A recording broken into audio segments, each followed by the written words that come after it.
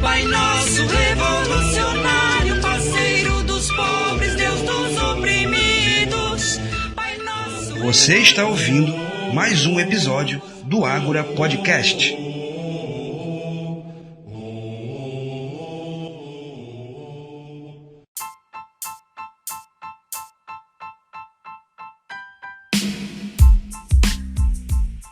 Olá, eu sou Carlos Silva e esse é mais um episódio desta temporada do Ágora Podcast, realizado pelo canal Ágora Política, Ciência e Teologia do YouTube. Esse episódio refletirá brevemente o Evangelho da Solenidade da Epifania do Senhor, ano B, Mateus capítulo 2, versículos de 1 a 12. Se gostar desse episódio, pedimos que você o compartilhe com seus contatos, com seus amigos e que também não se esqueça de dar o seu like. Pedimos também que você se inscreva em nosso canal, tá bom? Vamos então à leitura do texto do Evangelho deste domingo. Mateus 2, 1 a 12. Tendo nascido Jesus na cidade de Belém, na Judéia, no tempo do rei Herodes, eis que alguns magos do Oriente chegaram a Jerusalém, perguntando: Onde está o rei dos judeus que acaba de nascer? Nós vimos a sua estrela no Oriente e viemos adorá-lo. Ao saber disso, o rei Herodes ficou perturbado, assim como toda a cidade de Jerusalém. Reunindo todos os sumos sacerdotes e os mestres da lei, perguntaram-lhes onde o Messias deveria nascer. Eles responderam: em Belém, na Judéia, pois assim foi escrito pelo profeta: E tu, Belém, terra de Judá, de modo algum és a menor entre as principais cidades de Judá, porque de ti sairá um chefe, que vai ser o pastor de Israel, o meu povo. Então Herodes chamou em segredo os magos e procurou saber deles cuidadosamente quando a estrela tinha aparecido. Depois os enviou a Belém, dizendo: Ide e procurai obter informações exatas sobre o menino. E quando o encontrardes, avisai-me, para que também eu vá adorá-lo. Depois que ouviram o rei, eles partiram, e a estrela, que tinha visto no Oriente, ia diante deles, até parar sobre o lugar onde estava o menino. Ao verem de novo a estrela, os magos sentiram uma alegria muito grande. Quando entraram na casa, viram o menino com Maria, sua mãe. Ajoelharam-se diante dele e o adoraram. Depois abriram seus cofres e lhe ofereceram presentes: ouro, incenso e mirra. Avisados em sonho para não voltarem a Herodes, retornaram para sua terra, seguindo outro caminho.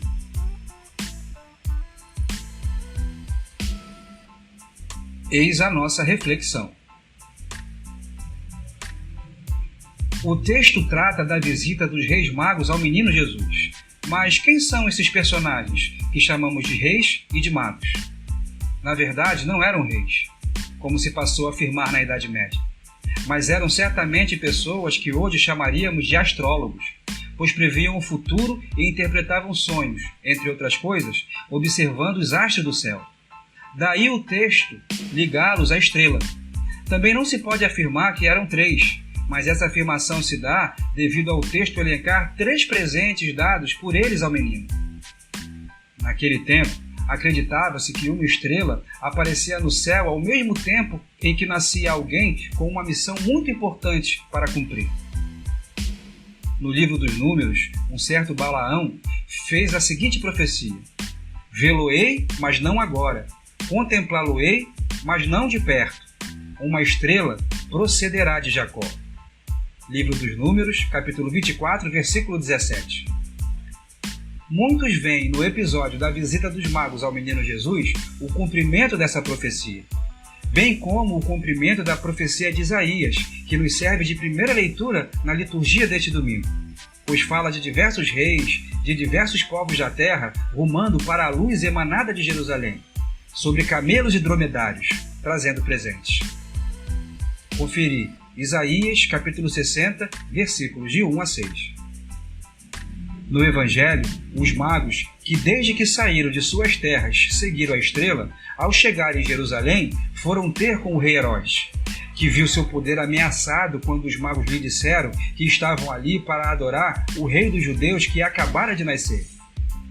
os sumos sacerdotes e os doutores da lei foram então chamados para dizer onde o menino rei havia nascido.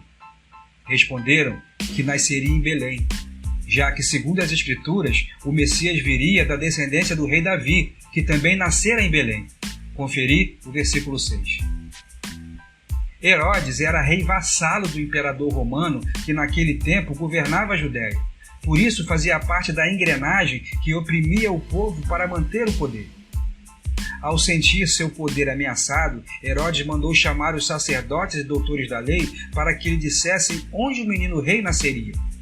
Os sacerdotes e doutores da lei eram agentes colaboradores do sistema opressor, que por isso também se beneficiavam com o mesmo sistema.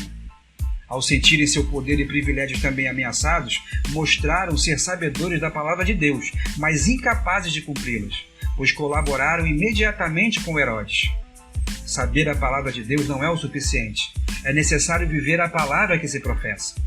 Os magos, estrangeiros de outras religiões, não sabiam da palavra, mas viviam-na. Isso porque nem todo aquele que diz Senhor, Senhor, entrará no reino dos céus, mas todo aquele que faz a vontade do meu Pai que está nos céus. Mateus capítulo 7, versículo 21. Ao voltarem para o caminho que levava ao menino Jesus, a estrela que os guiava tornou a aparecer e se colocou sobre o lugar onde o menino estava. Ao verem o menino e sua mãe, os magos encheram-se de alegria e puseram-se a adorá-lo e ofereceram-lhe presentes: ouro, incenso e mirra, que a teologia patrística interpreta da seguinte forma: o ouro significava o reconhecimento da realeza de Jesus. O incenso, usado nas cerimônias litúrgicas, significava a natureza divina de Jesus. E a mirra ressaltava sua natureza humana, pois era usada para embalsamar os mortos. Ao retornarem para seus lares, os magos voltaram por outro caminho, pois foram avisados em sonho do perigo que seria reencontrar Herodes.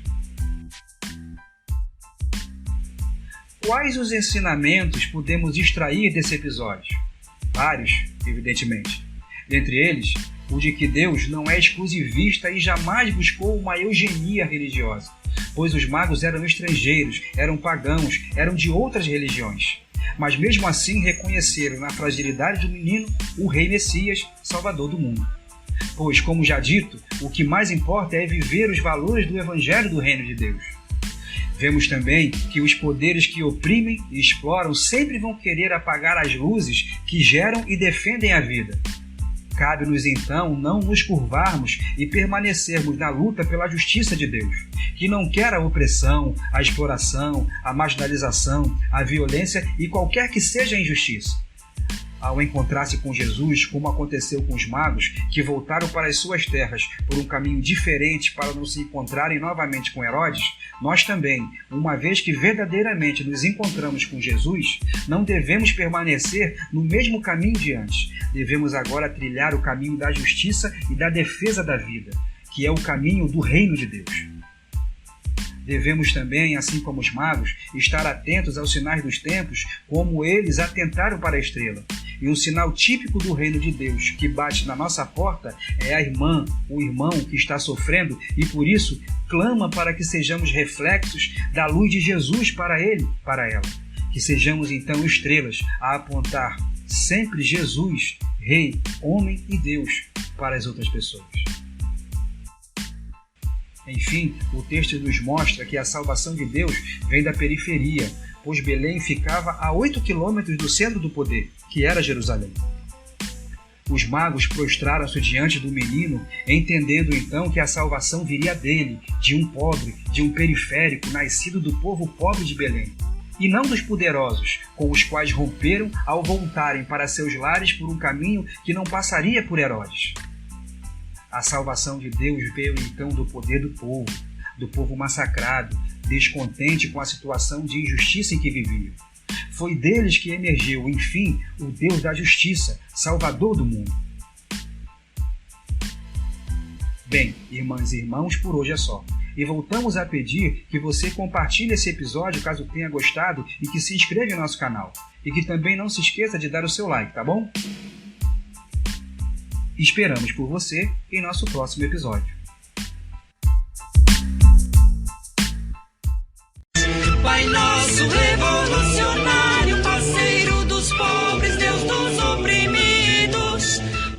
Você ouviu mais um episódio do Ágora Podcast.